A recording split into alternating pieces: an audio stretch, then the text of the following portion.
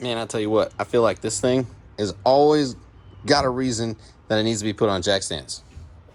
What's up, guys? New face, new me, right? Whatever. I shaved my beard. I just trimmed it down. Hair's still there. Don't worry about it. I got some things I got to do. On Thursday, I'm going to be going to Texplex, racing against some buddies. Casual stuff. Just having a little event, little function, right?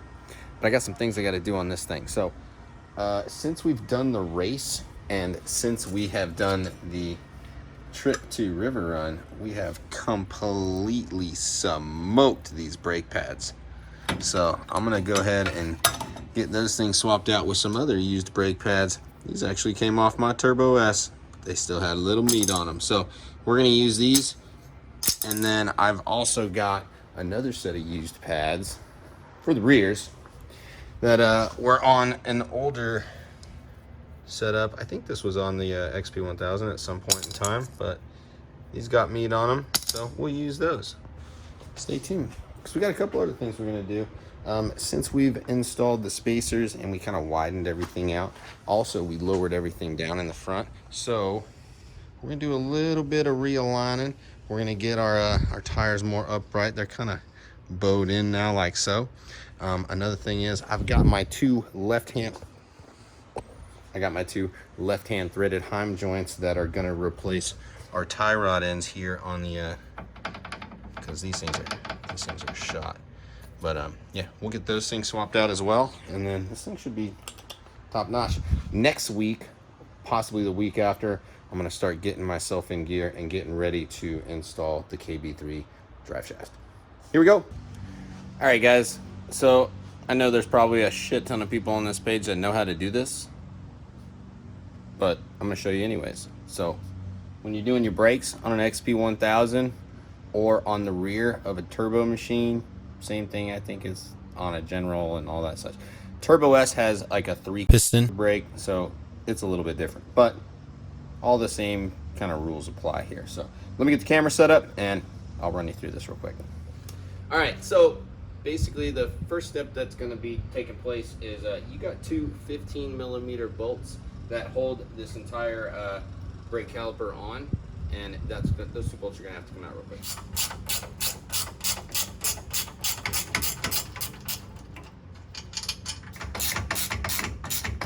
Now these bolts are actually threaded into the caliper, so there's no nut on the backside or anything.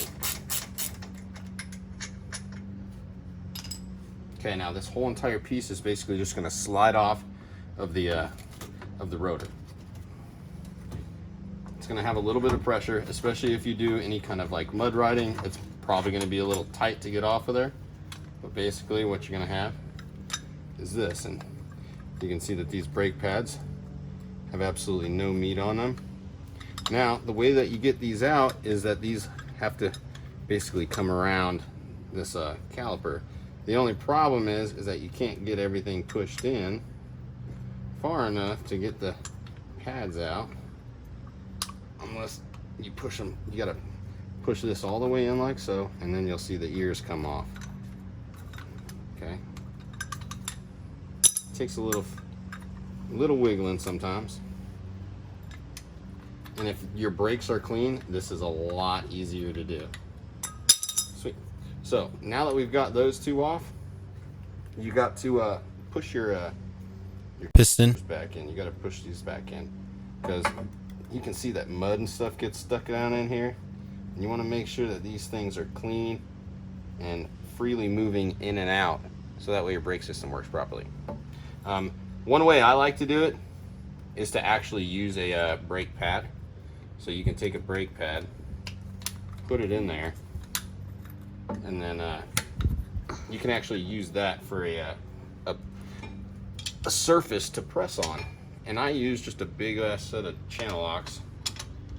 Basically just come in on top of the pad and behind it like that, and you're basically just going to squeeze together. And now if you watch right here, David, so if you look right here, you'll see that this basically just gets squished in. And you got to do one side and then you got to do the other. It'll go a little bit at a time. You can see it working its way back in there. And basically, this is going to give you all the room you need to put this caliper back on the rotor when you put the new pads in there, because the new pads are going to have a lot more meat on them. All right, well, since my cameraman left me, basically what you're going to do is you're just going to put these things back in there. Okay, now what we're going to do is take our new pads, make sure you face them the right direction. Okay,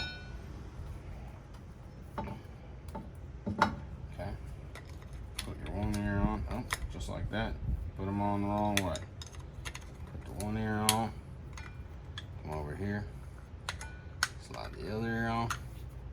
Okay, that's one pad. The next pad facing it.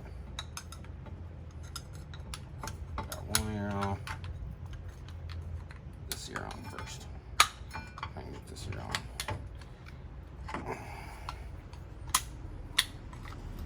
So that goes on there.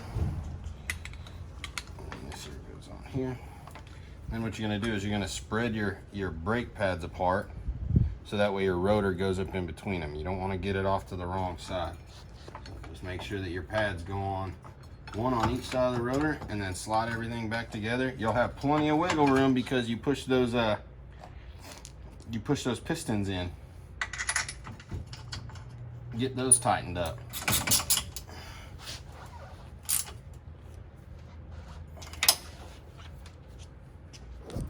Now what we're gonna do is we're basically gonna have little man here go up there and pump the brakes for me. So go ahead and pump the brakes, David. We're just gonna basically check that everything's working properly. Okay, we watch the pad push out. Okay, push on. Okay, let go. Now these rotors are pretty dirty, so having a little bit of noise from them, that's pretty normal. Yeah, anyways, like I was saying, I'm not really worried about a little bit of noise from this rotor. It's gonna clean up once it starts rolling around, and then we should be good to go for race day.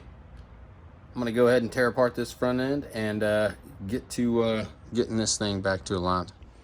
All right, guys, so where we're sitting right now, we've got our tires are kind of like bowed in just a little bit. All right, we've lowered everything down, so our geometry is just a little bit off. So what I'm gonna do to line everything back up is I got a couple of heim joints here on the inside of my A-arms, one on each in the front and one in the back. And what I'm gonna do is I'm gonna pull these bolts out, and then I'm just gonna loosen these jam nuts, and I'm gonna back this this heim joint out one turn. And I'm gonna do that on the other side as well. What that's gonna do is it's gonna take this lower control arm and it's gonna push it out, which is, I'm sorry, I'm backwards. I'm going in. So therefore, I'm gonna turn it inwards and basically bring the control arm that way, making the tire go from this to this. So yeah, it's not really that difficult. All I got to do is just take out these two bolts, loosen the jam nuts, and then tighten them in one turn. All right, guys, so fast forward a little bit. We've got our new heim joints on, and we did this on both sides. I redid the alignment, so now the machine is sitting perfectly straight. Well, I actually use 1/8 of an inch toe out in the front compared to the back. And then, and when I say compared to the front to the back, I mean from the front of the wheel to the back of the front wheel, not the front wheel and the back wheel. So yeah, we got those things put together. I'm gonna take these spacers off. We're gonna get those Hoosiers back on here. Set this thing on the ground, see how she looks. Once again, it just looks so good with these damn tires on it. I don't know why. I'm not like a big fan of little tires, but these things look freaking cool on here. It just gives it a completely different look than a normal side-by-side. So yeah, I can't wait to get out there. Texplex Thursday. Stay tuned, guys.